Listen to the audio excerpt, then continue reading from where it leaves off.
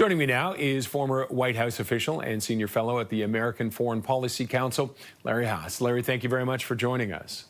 Nice to be here, Roger. Thank you. Is this about as well as the summit and everything around it could have unfolded?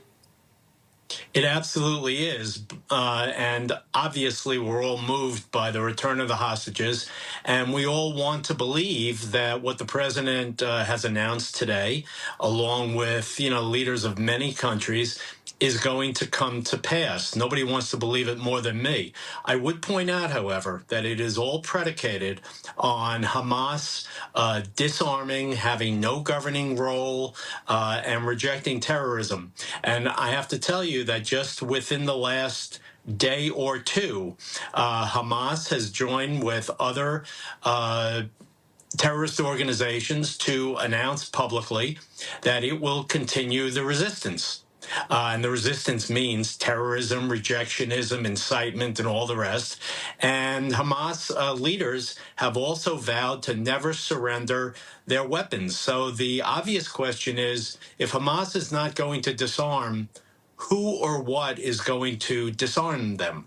Is the United States or all those countries that gathered today? It's very easy to throw money at redevelopment, but I would like an answer to the question, okay, if Hamas does not go along with this and it's all predicated on Hamas disarming, then where are we going to be in the future? Are there enough Hamas militants to pose a threat, and could the people of Gaza do something about it? Could you see them rising up against Hamas?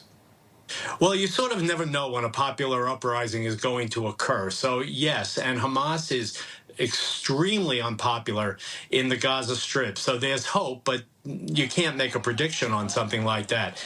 On your other question, Roger, look, these are 250 people that are, in essence, a potential new force for Hamas. They are already serving long or life sentences for terrorism, for murder.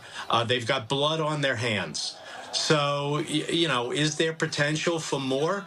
Absolutely, especially with the Israeli military having agreed to step back. What was preventing more terrorism was the very aggressive action by the IDF and other, forces of the Israeli military in general. So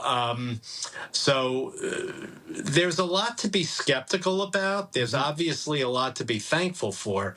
But I'd like to see what's going to happen when the rubber meets the road. And that is when Hamas refuses to recognize Israel, refuses to surrender its arms, refuses to give up terrorism. And from the Israeli side, not all the bodies of hostages have been returned. Right. They've been told that some of them, they don't know where they are. What kind of an impact could that have on any peace? And how much is Israel willing to take to try and maintain this if Hamas starts launching attacks again?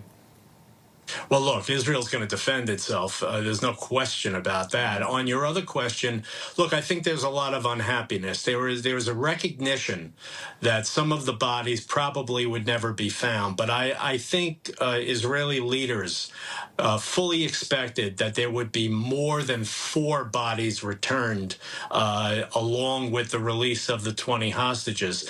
So, this is a bad first sign.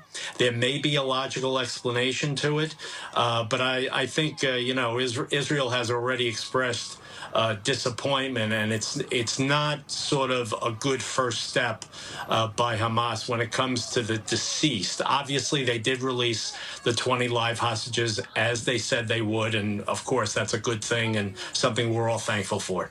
Okay, lots more to discuss about this, but we are out of time. Larry, thank you very much for joining us, though. Nice to be here. Thanks, Roger.